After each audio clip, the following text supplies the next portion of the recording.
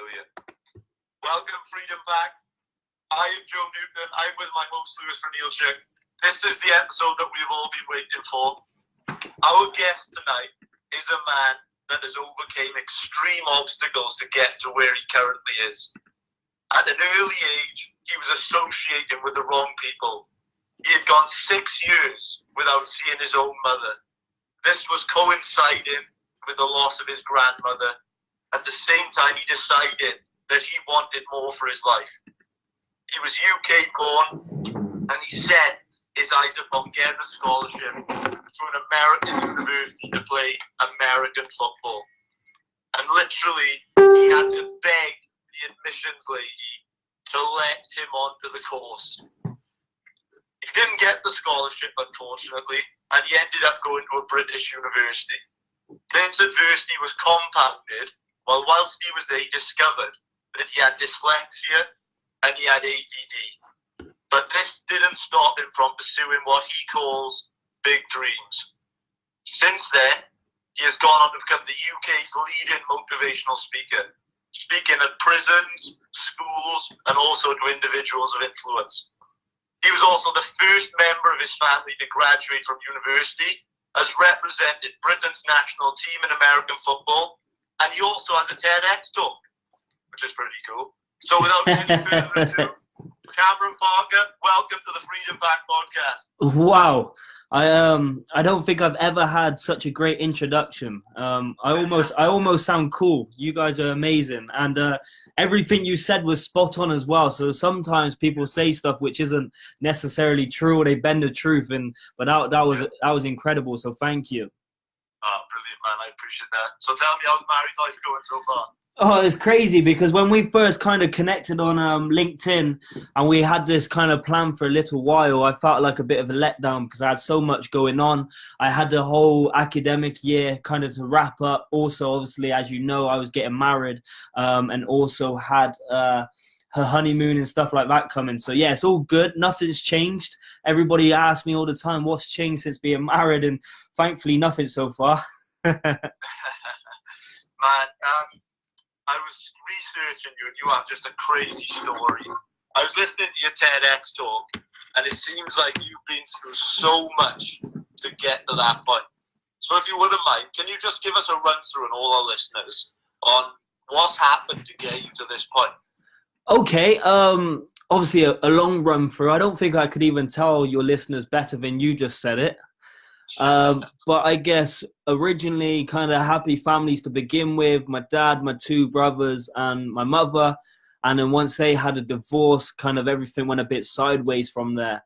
And it was a bit of a nasty divorce, I guess. And then at the age of 11, after the divorce, my mother, she kicked me out at this point. So I went to live with my dad, but he was working a huge amount at that time, right? So that meant I had to spend quite a bit of time with my grandmother, who essentially really kind of fulfilled that role as my mother. And she really taught me a lot. She didn't have a lot, but you could see that she had a big heart, and she would literally do anything for us. So then as far as school education didn't go so well, came out of school with 4 GCSEs, and then around that same time my grandmother actually passed away. So with that said, I went off the rails. I made a lot of mistakes, and with making those mistakes I kind of realized a lot. I discovered a lot about myself, and I realized I wanted to turn things around. And at that point I was playing American football because, as I said in my TEDx talk, that was a great way I could hurt people and not get arrested. So like for me, that's what I used it for. And then there's opportunity came about when I started to turn my education around, went to college, got the best grade possible, then ended up going to university. And yeah, at that point, my dream was to go to America. But even though that didn't happen, I'm so thankful that I didn't go, because if I did, then I couldn't be doing what I'm doing now. But yeah, also discovered I had dyslexia, apparently ADD as well, attention deficit disorder. And yeah, here I am now. So I'm about self-employed, about 2-3 years in. And it's really started to take off now. I'm probably talking close to, say, 100,000 people every single year. So I'm extremely blessed. I've worked hard to be here, but we've also got a very, very long way to go. So I'm far from accomplished at the moment. Fantastic, man. And one thing I really liked about your TEDx talk is that you talked about failing, and it's no secret, as you admit, that you faced failures in your life, university, your t-shirt business. When you're looking back on that with hindsight, how powerful do you think failure is, and is it important towards our success? Oh, that's a great question, because in the beginning of that TEDx talk, what did I say? I said my mentality was if I didn't try, then I couldn't fail. But then I realized that not kind of trying is failing within itself. And that's the thing with today's mentality and today's mindset. What a lot of people carry is that they prefer not to try, because then they can not look like a failure, or they don't want to be seen as that person who's making mistakes, or the person who just didn't make it happen at one time. But the reason why making mistakes, experiencing obstacles, challenges, and even failure is important, because in that process you learn so much more than you do than when you win, essentially. So you kind of learn from it, and then you can kind of, I guess, develop yourself and create a new plan and try your absolute best to continue to move forward, and obviously use that failure experience to your advantage. Yeah, bro, I love that. And when I was researching you, I noticed on your website that you said that reading and writing was a huge part of your life. So for us personally, we are both big readers. We know that a lot of our listeners are as well. How important do you think that reading is? Okay, are you on a live call on Facebook as well? Are you there? No, man, no. Okay, so when you see it, I'm literally just pointing to all my books on Facebook at the moment, on the Facebook Live. So when you guys got a second later, yeah, just go to my Facebook and you'll see kind of my book collection. Probably, I would say 4 years ago, 4 or 5 years ago, that book collection was probably about less than 10 books, and now it's growing. And the reason why I say it's important, because for me, it's really opened my mind to a wide range of different information. But also on top of that, I wouldn't be the speaker I am today.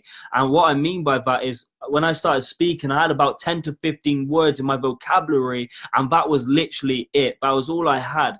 And so to become the speaker I am, I started to practice as much as I possibly could. So when I was walking to university, I was practicing. In the gym, I was practicing. In the shower, I was practicing over and over again. And also when the books come into this, is when I was reading out loud, working on my speech, working on my vocabulary, because at this point, I guess, I wasn't very articulate. I still probably am not, compared to some people, but say every single year, there has been a definite growth in the way I say carry myself and the way I speak, and that's definitely come down to reading and just really working on my language and my body language and stuff like that. But yeah, more important than the actual knowledge of reading a book, I would say is what's kind of helped me is with my reading and my writing more than anything, and even the way I communicate on a daily basis. I love that, man. And for us, obviously reading is a big deal, and I think when we were younger and we started to read, it opened our eyes to the possibility of being self-employed one day. And I know that was a big goal of yours from before you went to university. But so let me ask you a question. Let me flip it on his head a bit, because I bet you guys interview a lot of people and stuff like that. So let me ask you a question. What is your goal? What is both of your goals? What is your dream? What is your vision for this podcast? And even if there's not a massive vision for the podcast, what are your personal goals? What are you trying to do? Yeah, I think that's a beautiful question. And basically, one of the reasons why we said it, why it's called the Freedom Pact, is because we went through the education system. We studied hard. We went to school. It was all pretty standard. We both come out with good degrees. And then we realized when we come out into the graduate world and we got jobs, that what we had studied so hard and worked so hard for, it was just like a massive disappointment. We both worked so hard for these jobs, and then we got it and we were like, do we even want to do this? Yeah. Like, do we actually want to live this life? And so basically one day, me and Lewis, we were sitting in Tesco car park, and we were just saying, man, life shouldn't be lived like this. Like, we shouldn't just have to work, 50 years and then die a miserable death. We shouldn't like sacrifice our health and everything for a company that would replace us in a week. In a second. In an absolute second. In an absolute second, man. So we basically decided at that point to make a pact where we were gonna take what we knew. Man, we love motivation as well. Like what you do, we think is brilliant. You know, we've been doing this since our GCSEs. You know, watching Eric Thomas and yeah. We've been watching them all on YouTube, man. We know exactly what it's like. So then we thought, why don't we take what we've gone through, and then hopefully, if we can just make that at the start, hopefully we can inspire just one person to better themselves and maybe follow a different path. Yeah. And that's where this podcast has come from, and it's growing every day. It's amazing because a lot of your story is, obviously it depends whereabouts you guys feel like you are in a journey, on this journey essentially. But for me personally, it's funny what you guys say, because when you figure out that the company will replace you in a second, it's so kind of frustrating but liberating at the same time. So let me explain that. I remember when I was just working at a university job, it was nothing special. I was just kind of the muscle guy who would carry stuff around. It was nothing kind of mentally challenging. But I felt like I was extremely valuable, and I thought this place would really, really struggle without me. And I spoke to one of the managers who also was one of my good friends, and I said, listen, I want to take the jump now to go fully self-employed, but I don't know about it because of money, this and that. Obviously, it's a big risk. And at the same time, I said, one of the main things was holding me back is I don't want to let everybody down here. And he said, to be honest, sorry to blow your bubble, but with you or without you, this place would carry on ticking, and you can be replaced. And for me, I thought, damn, it's about time I become selfish and make the decision. And then at that point, I only had like $2,000 of business guaranteed, and then all of a sudden, just once you kind of throw yourself in the shark tank, you learn to survive. You know what I mean? Bro, that's beautiful. And I think for us as well, it was when we realised that, you know, in life, you'll either live to accomplish your own dreams or you'll go on to build someone else's. Yes, very true. You know, but yeah, I want to ask you about what you just said, man. So right now it seems like your life has just been experience and so much action. So knowing what you know now, if you could go back and speak to your 18-year-old self, what would you tell him?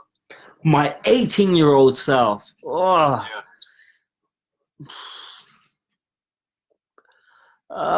Do you know what? As cliche as it sounds, I feel like majority of people now who are in a position and they get asked a similar question, I just think I just carry on saying what I would normally say and trust the process. And I felt like I had to go through the process, that slow slog of progress, to be where I am today, because turning my language, turning my vocabulary, overcoming my fears, my insecurities, all of that takes a lot of time. People think it's an overnight thing, but it really isn't. So even now, like, things are not easy. They're still, I'm hit with stuff all the time and setbacks all the time, and I'm still a long way from where I want to be. But at the same time, you have to trust the process.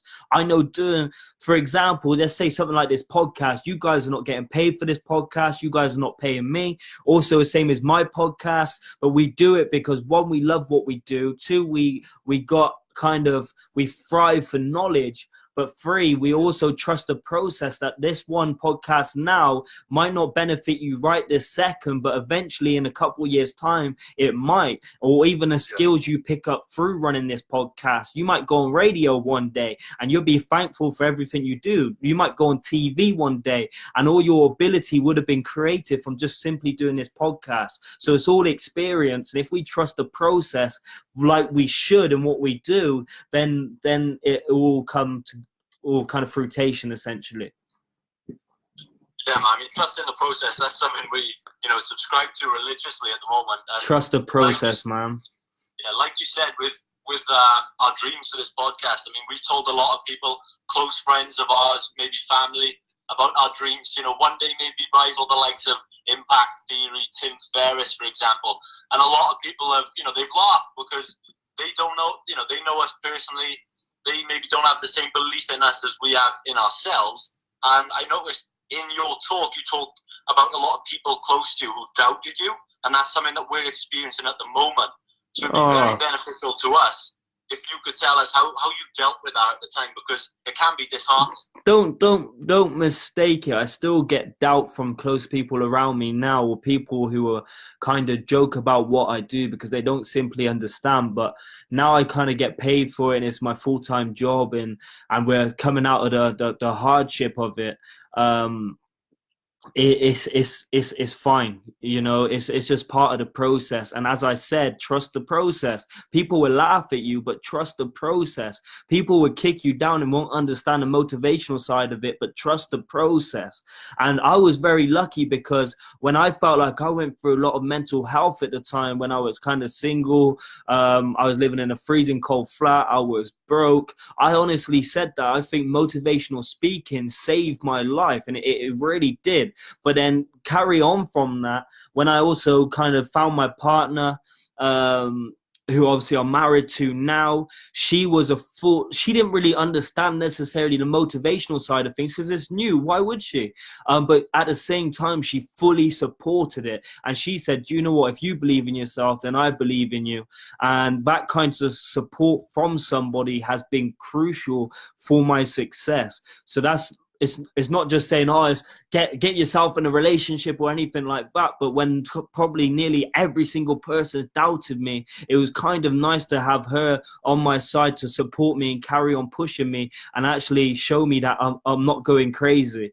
But at the same time, when people you look up to and people you love laugh at your goals or dreams, it does really hurt. But you, once again, Lewis, you got to just trust the process, and things, and just not quit, essentially, and then things will slowly start to work out. So for you guys running this podcast, you have to remember there's two of you. So as long as you two stick together, as long as you two continue to push with each other and hold each other accountable, then your podcast will take off. You can do what you want to, you can achieve what you want. You just got to keep pushing forward, because as cliche as it sounds, together we achieve more. And we just got to cut out the negative people who don't support or rock with us, and just laugh at them, and let's just say, let's have the last laugh. Wow. Bro, I can see why you're a motivational speaker, because I've got goosebumps. I noticed that one of your slogans is that you dream big, but you start small. Oh, can you elaborate to some of our listeners what this means, please? Dream big, but start small. That is what makes a goal realistic or unrealistic. Everybody says they want to climb Mount Everest or get a six-pack in the gym until they realize what work it takes to achieve it. Does that make sense? Yeah.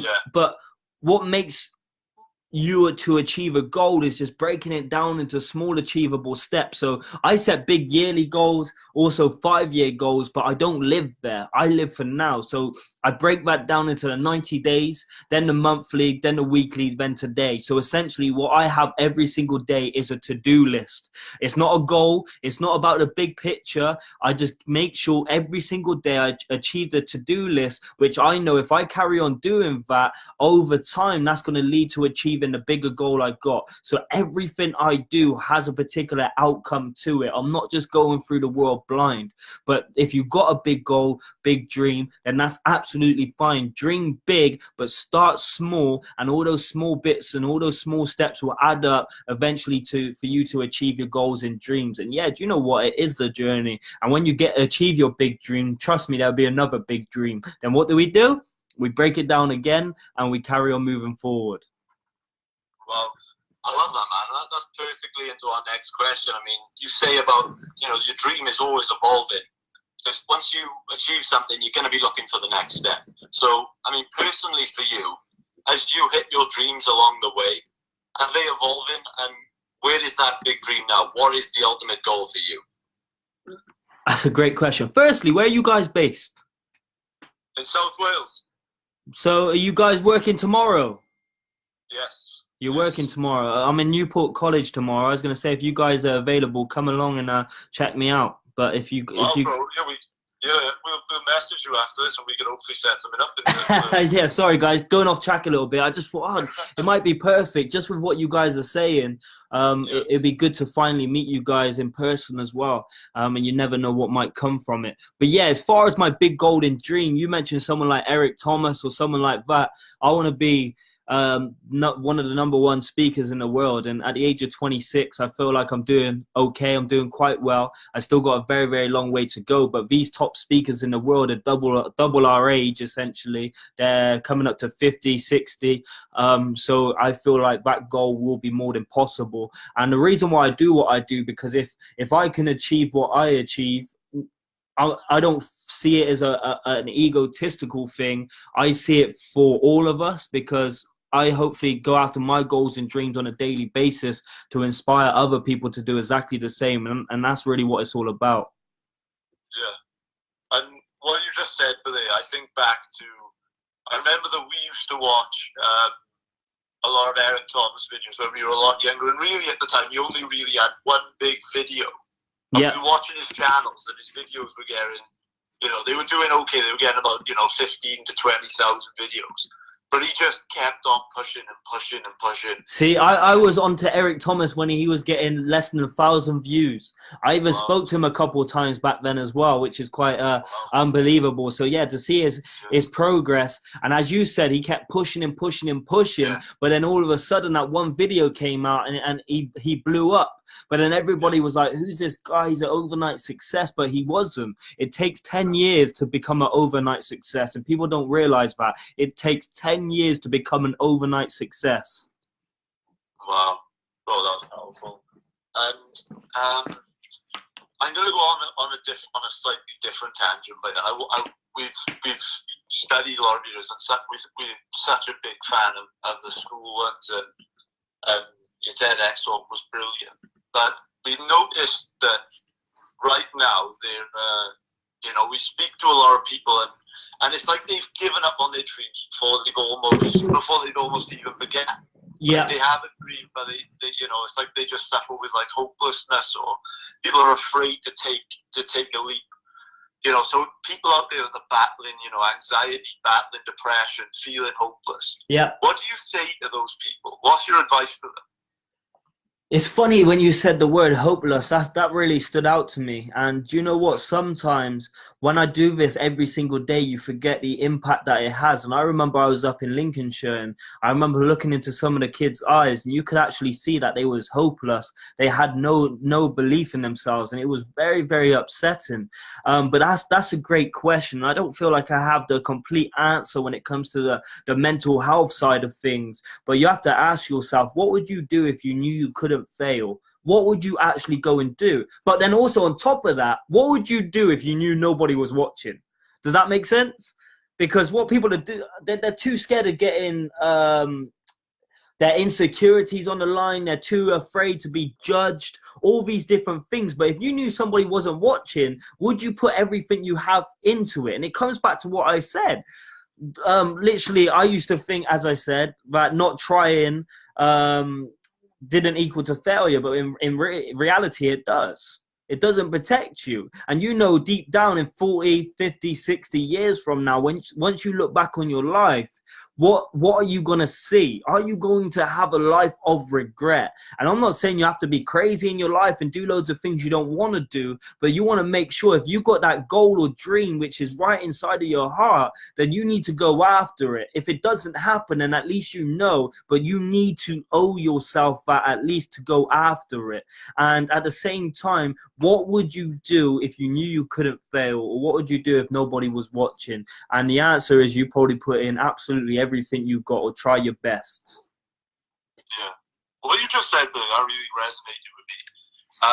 And I think that it's almost inevitable now. I mean, we failed, you've experienced failure as well. How do you view failure now? Because for some people I've noticed that something will happen, they'll fail a test, they'll fail an exam, and they just want to go and cry. They don't want to go and take that test again. But it seemed like for you would fail. Now would spur you on to go to the next level. Like that would be your stepping stone. So right now, if you fail in your life, how do you approach that? Don't get me wrong. I don't just experience failure and I'm happy about it. I'm like, oh, that's great. That's amazing. Oh, it's an opportunity to come back. I don't think like that straight away. To begin with, yeah, I'm annoyed.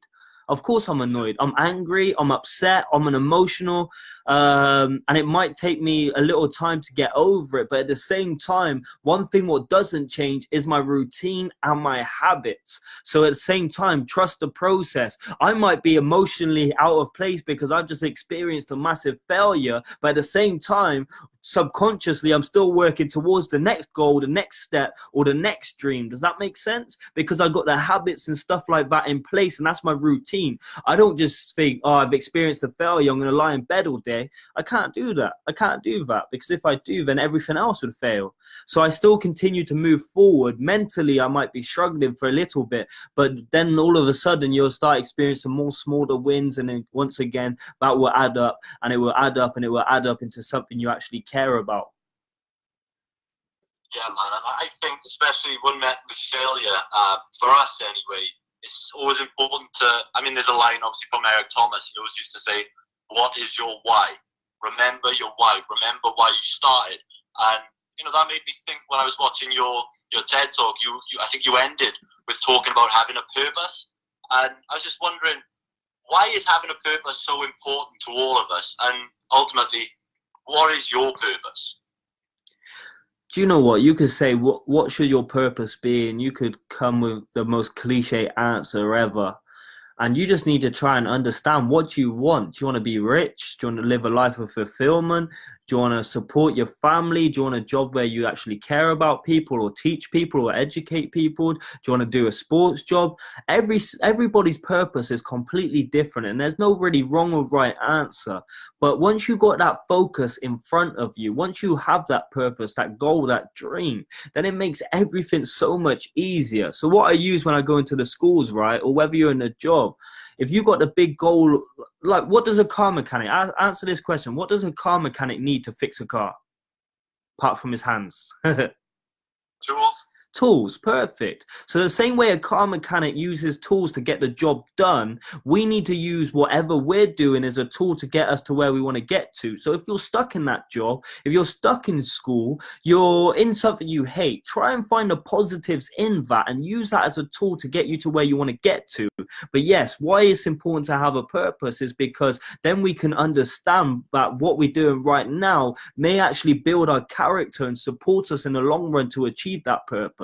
If you're unsure what that is, my advice would be go out there and experience as many things as you possibly can. Write down things you want to do, maybe sports classes you want to go to, maybe try and play in a band, whatever you have in your head, go after that. It doesn't necessarily mean that your purpose needs to be your full-time job. It doesn't necessarily mean that if you don't want it to be. But at the same time, we all need something we love and we think about. And if you're a parent and you're listening to this, it doesn't mean that you're selfish if you also want to go and pursue something like that, because you also need to find time for yourself, because once you do, that time will support you in even becoming a better parent. Yeah, well, I thought that was a beautiful answer. But tonight, I think that, you know, after I watched your TED Talk, I really had high expectations, but I think you've just completely exceeded them. What did you think of the TED Talk? I thought it was brilliant. I started a little bit slow, but I got back into my rhythm after. And even like that TEDx event, right? Because everything I release, I'm in control of. But with that TED Talk, I wasn't. So I had that added pressure, and I practiced obviously a lot for it. And you can actually see, that was last December. You can actually hear me breathing a little bit until I start to get into my rhythm and get really focused. So the first 30 seconds, majority of people won't notice, but I wasn't in my complete state of mind, or wasn't as comfortable as I would normally feel. And that's because I was there thinking people's watching this. I'm not in control of it. All those factors played in, but because through my experience, through the practice, the preparation, I was easily to overcome that and get back into my normal rhythm, if that makes sense, and finish strong. Yeah, of course. And I was just thinking back to when Eric Thomas had that big breakthrough, and And speaking to you tonight, man, you definitely have the insight and the passion to really, make a big dent on our industry. Do you feel like, like that could happen anytime? Do you feel like that's what's next? That huge breakthrough? Because I notice your social medias are they're doing well. So I just wonder, like what your goals are for the next, for the next year, for the next coming period. To be honest, guys, the next is just carry on doing what I'm doing. Consistency wins every single time.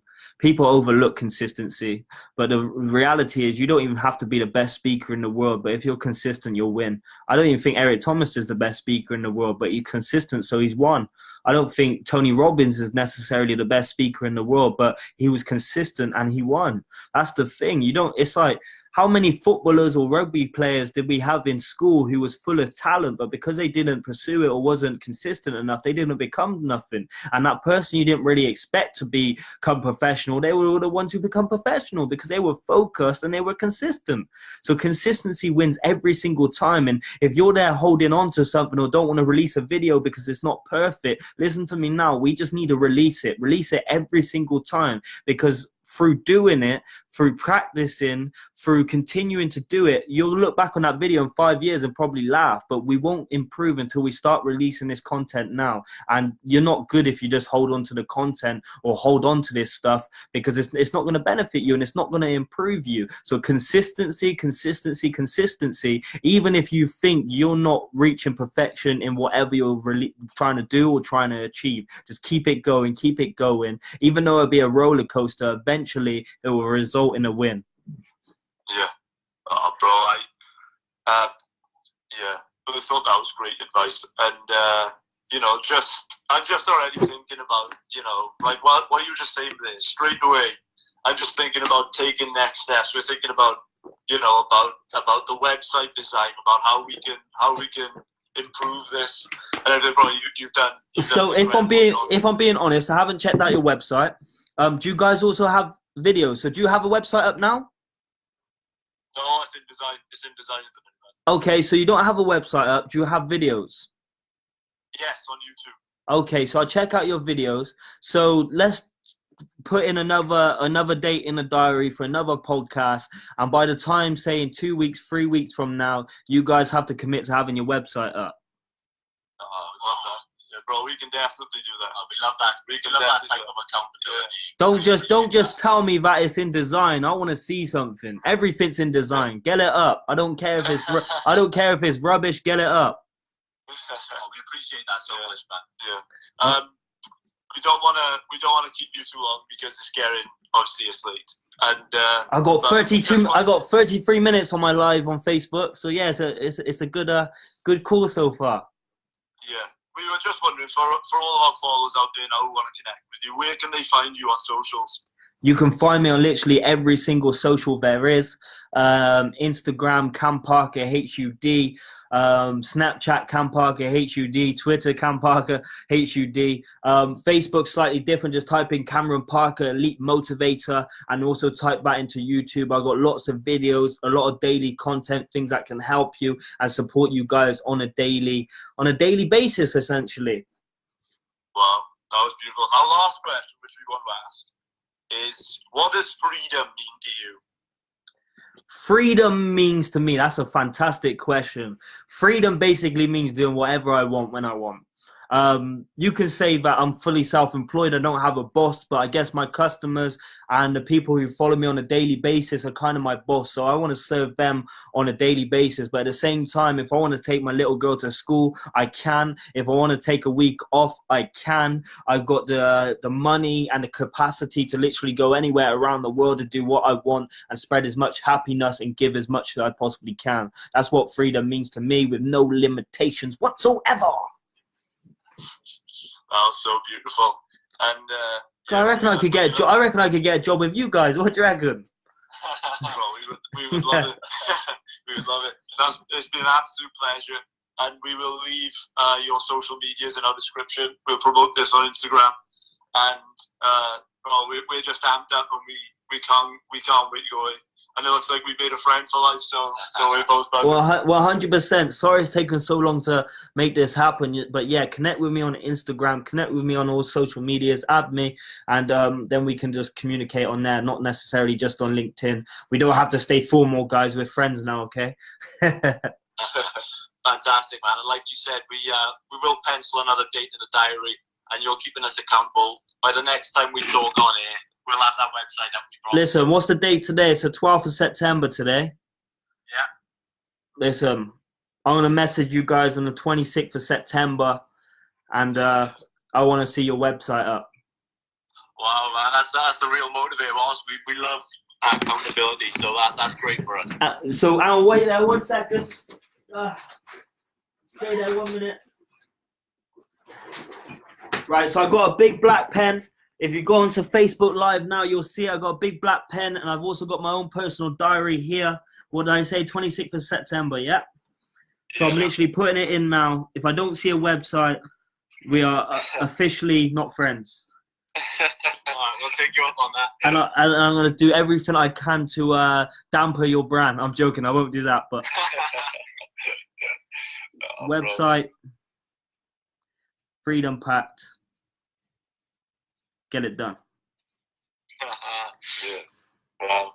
Well, I think this has been one of the best goals of my entire life. So we can't thank you enough. If you go onto Facebook now, 36 minutes. I've got it on there. 26th. You have to watch my terrible handwriting. But yeah, so I've got that in. I want to see a website by the 26th of September. Let's not talk about it. Let's just get it done. And that's what it's all about. Well, that was beautiful. We can't thank you enough, man. And we look forward to connecting with you again. We'll leave all your details in the show below. That's going to wrap up this episode. Cameron Parker, we thank you so much. Brilliant. Guys, thank you so much. Thank you. Bye-bye. Thanks a lot, man.